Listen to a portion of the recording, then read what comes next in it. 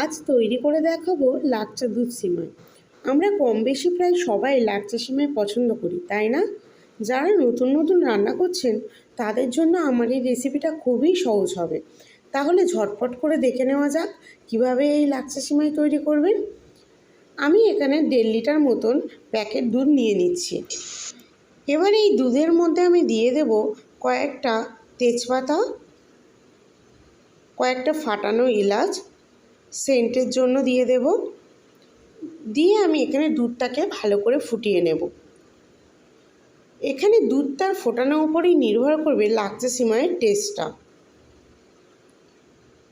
দুধটা ফুটে উঠেছে। এবার টেস্টের জন্য আমি এর মধ্যে দিয়ে দেবো 1 চিমটে মতন লবণ। দিয়ে আমি বেশ কিছুক্ষণ লো ফ্লেমে ফুটিয়ে নিচ্ছি।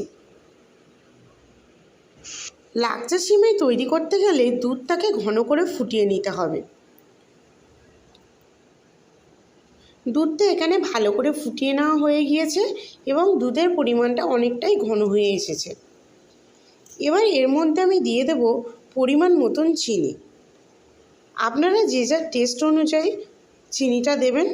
যে কম মিষ্টি ভালোবাসেন সে কম দেবেন, আর যে বেশি ভালোবাসেন সে বেশি পরিমাণ চিনি ব্যবহার করবেন।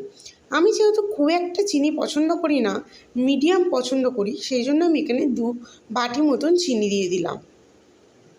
চিনিটা দিয়ে বেশ কিছুক্ষণ ফোটানোর পর আমি এর মধ্যে দিয়ে দেব কাজু, কিশমিশ এবং আমন্ড বাদাম। লাচ্চা সিমাই তৈরি করবার জন্য এখানে দুধটা একদম রেডি হয়ে গিয়েছে। এবার আমরা দুধটাকে কিছুক্ষণের জন্য ঠান্ডা করতে দেব। আমি বাজার থেকে এখানে কিছুটা পরিমাণে লাচ্চা সিমাই কিনে এনে রেখেছি।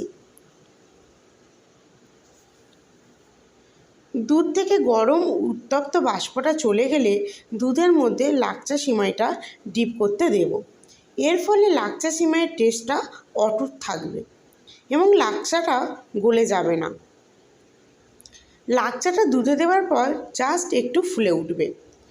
যারা নতুন নতুন লাচ্চা সিমাই রান্না করছেন তারা কিন্তু জানেন না কিভাবে এই লাচ্চা সিমাইটা রান্না করতে হয়। তারা এইভাবে রান্না করে দেখবেন, আশা করছি আপনাদেরও ভালো লাগবে।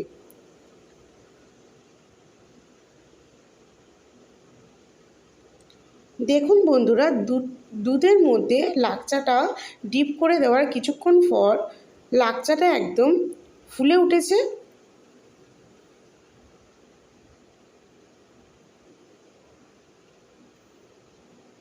এই রেসিপিটা যদি আপনাদের ভালো লেগে থাকে তাহলে কমেন্ট করে জানাবেন, একটা লাইক দেবেন, শেয়ার করবেন এবং চ্যানেলটাকে সাবস্ক্রাইব করে দেবেন।